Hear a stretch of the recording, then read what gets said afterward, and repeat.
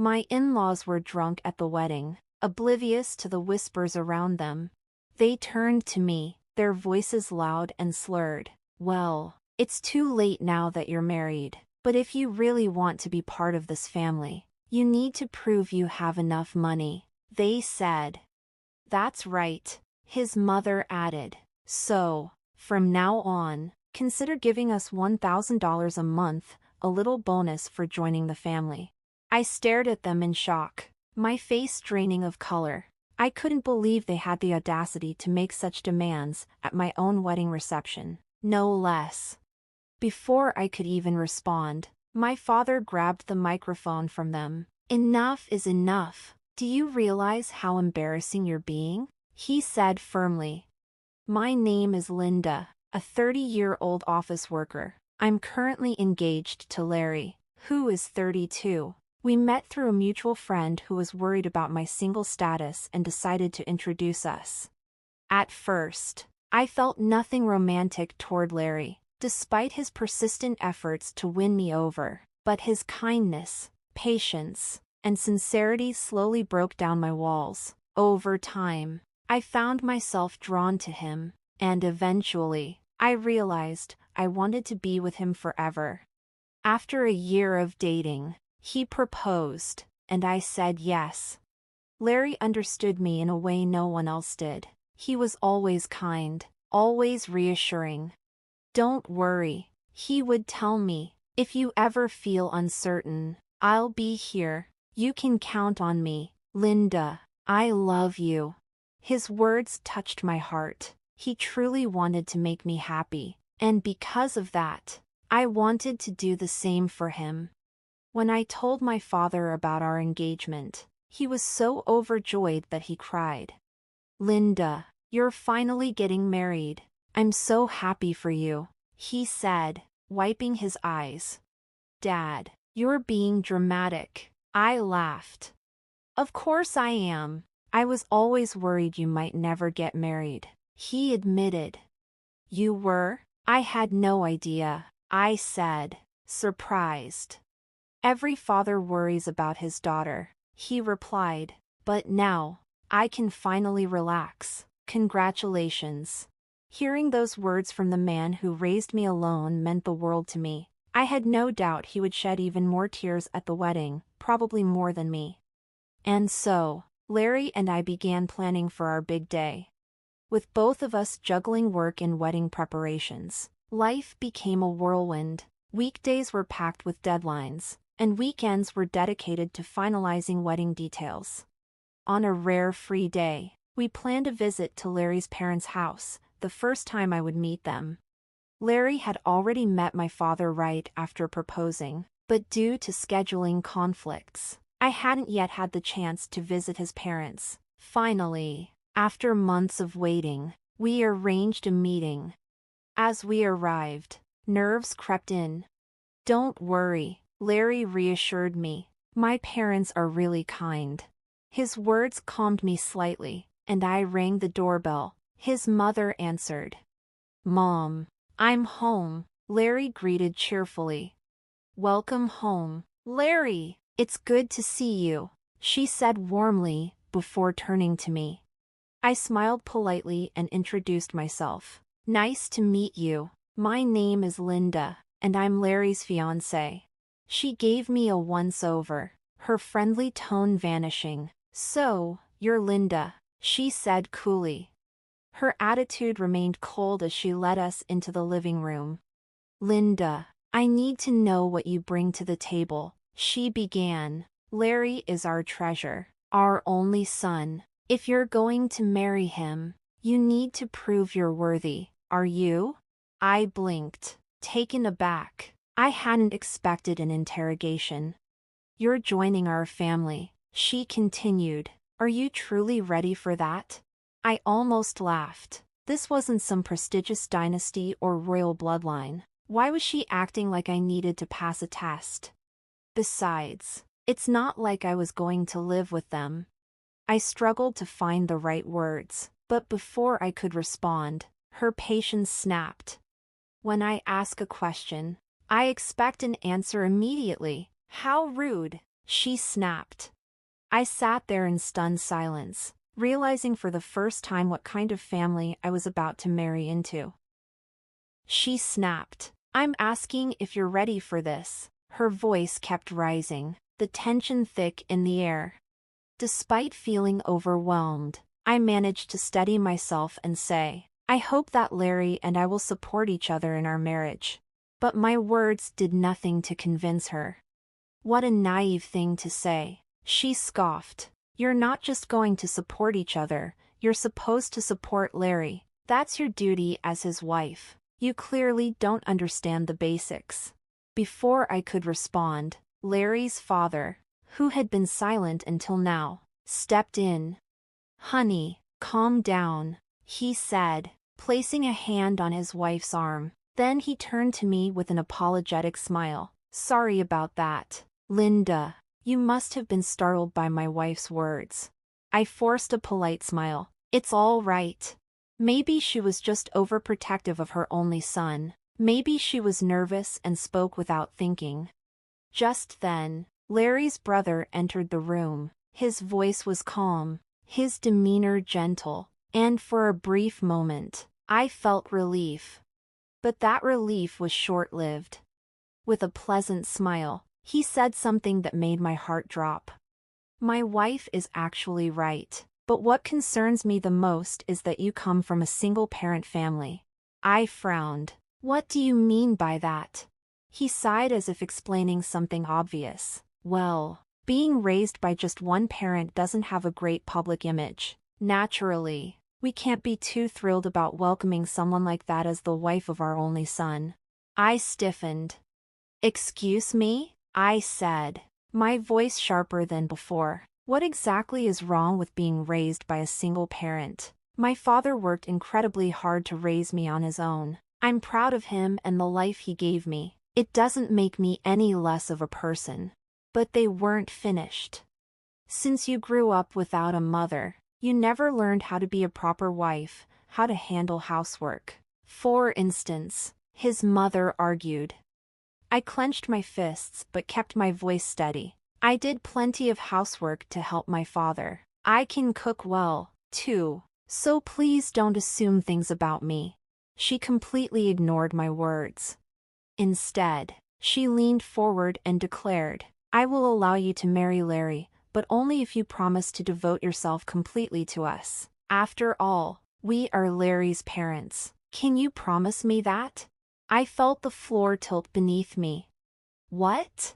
She sighed impatiently. You came here to ask for our permission to marry our son, didn't you? That means you understand your responsibilities, right? I wanted to say something, anything, but they barely gave me a chance to respond. The conversation continued without me, like I was just a background character in my own life. That night, as I lay in bed, I turned to Larry, still shaken. Larry, do your parents always talk to people like that? He barely looked up. What do you mean?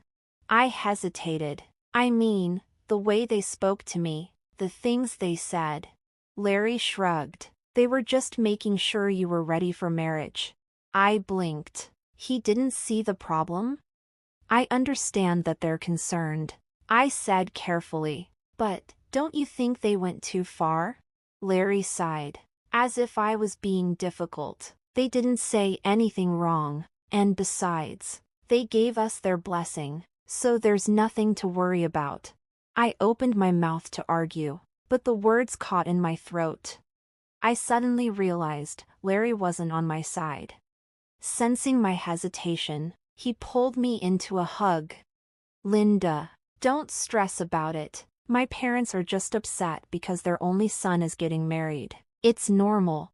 But his words didn't reassure me. It's all going to be fine, he murmured. They just want what's best for us. They want us to have a strong marriage like theirs, that's why they were a bit harsh. I swallowed hard. Oh, really? I muttered. Maybe he was right. Maybe they just had high expectations. But no matter how I tried to rationalize it, one thing kept gnawing at me.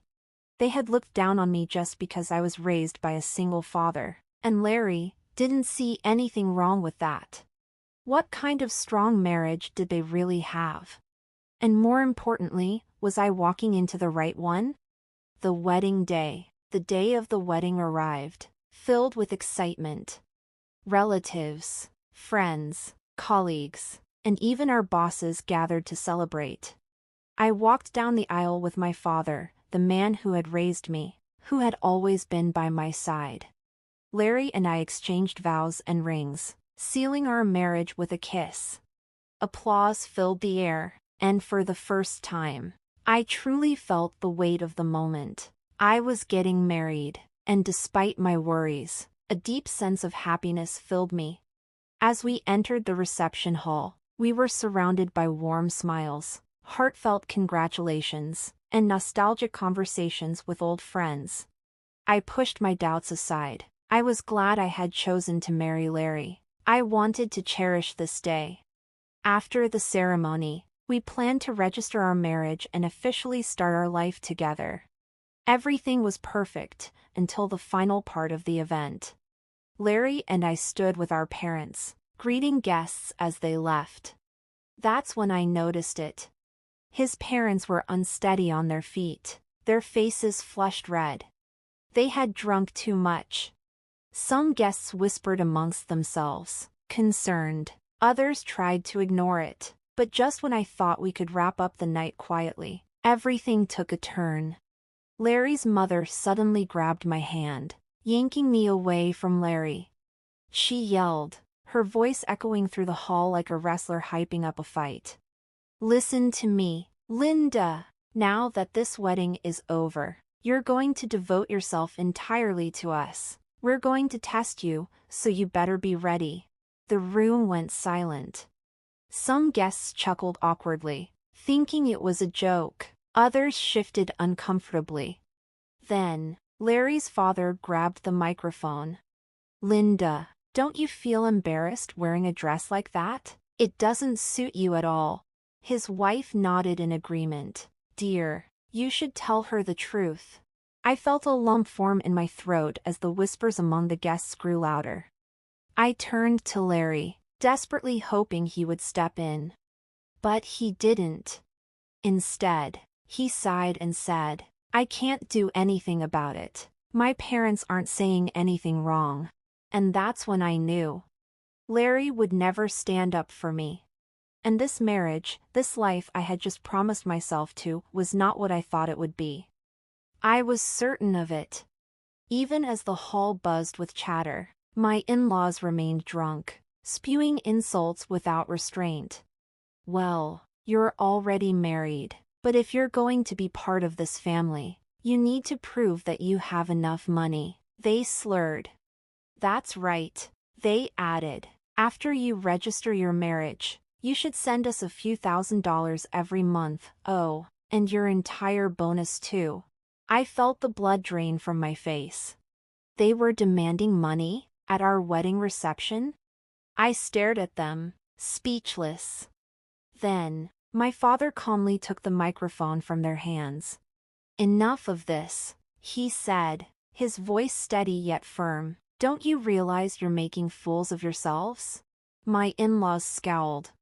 "Why are you interrupting us?" Larry's mother sneered. I knew this woman's father was no good. Single parents are never any good.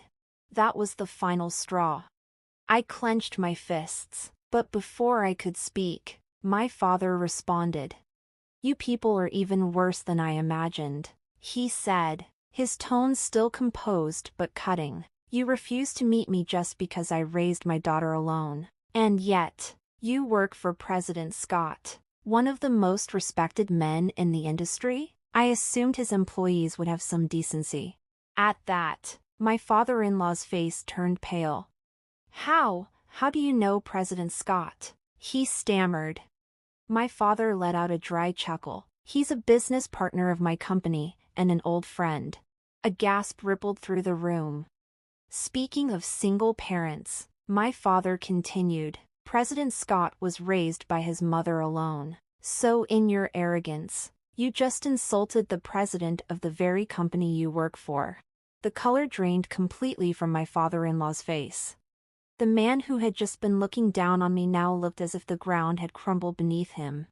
I apologize, sir, he stuttered, and then, in a move that stunned everyone, he dropped to his knees. Please, he begged, don't tell the president about this. The shift was almost comical. Moments ago, he had been lording over me. Now, he was utterly defeated. The guests erupted into laughter. Some even pulled out their phones to record the moment. My father merely shook his head. No amount of apologizing can take back your words. Then, he turned to me. Linda, do you want to go home? I didn't hesitate. Yes, I said. I took the microphone from Larry's hand, my voice clear and unwavering. Thank you all for the entertainment, I announced, my gaze sweeping over Larry, his parents, and the stunned guests. But there will be no marriage. A hush fell over the hall. I'll return all the money and gifts given for this occasion, I added. Then, without another glance at Larry or his family, I walked out, hand in hand with my father. As I stepped away, I caught a final glimpse of Larry and his parents, their faces frozen in shock. Their relatives swarmed them, whispering frantically. The entire reception had spiraled into chaos. In the following days, I made sure to return every wedding gift and apologize to the guests. To my surprise, they weren't upset at all. Instead, they praised me and my father. Good for you, some said. You stood up for yourself. You dodged a bullet, others added. And as it turned out, word of the fiasco spread far beyond the wedding. Larry's colleagues, who had attended, shared the incident with their coworkers. Soon, Larry gained an unfortunate reputation, known as the man too weak to stand up to his toxic parents. The embarrassment was too much for him. Eventually, he resigned. As for my father-in-law, news of the incident reached President Scott himself. The result? A demotion. He was transferred to an insignificant division, sent to a remote office far from the company's headquarters. I later heard that Larry's family became outcasts among their relatives. But honestly, they had no one to blame but themselves. Actions have consequences. A new chapter. In the wake of it all, I found something far more valuable than a failed marriage, a renewed bond with my father. We spent more time together, and I gained an even deeper appreciation for everything he had done for me. Then, one day, he sat me down with a serious expression. Linda, he said, are you interested in running the business? I blinked. You mean, why don't you start working toward becoming the president of my company? His words took me by surprise. It was a big responsibility, a huge step. But I could see it in his eyes. He believed in me. I'll do my best, I promised, feeling both nervous and excited. From that moment on, I made a decision. Instead of wasting time on the wrong people, I would focus on my career. I wanted to prove to myself and to my father that I was capable. That one day, I could be a great leader like him. Moving forward, now, I'm fully immersed in learning everything I can about my father's company. The work is demanding, but every challenge is an opportunity to grow. And as I reflect on everything that happened, I feel nothing but relief. Larry's family turned what should have been a joyous occasion into a disaster. But in the end, they did me a favor. Because the marriage was never legally registered, I was able to walk away, completely free. No toxic in-laws, no controlling husband, no regrets. And with that, I'm stepping into the future with confidence. I don't know exactly where this path will take me. But I do know one thing. I made the right choice. Thank you for staying till the end. If you enjoyed this story, please consider subscribing. And I hope to see you in the next video.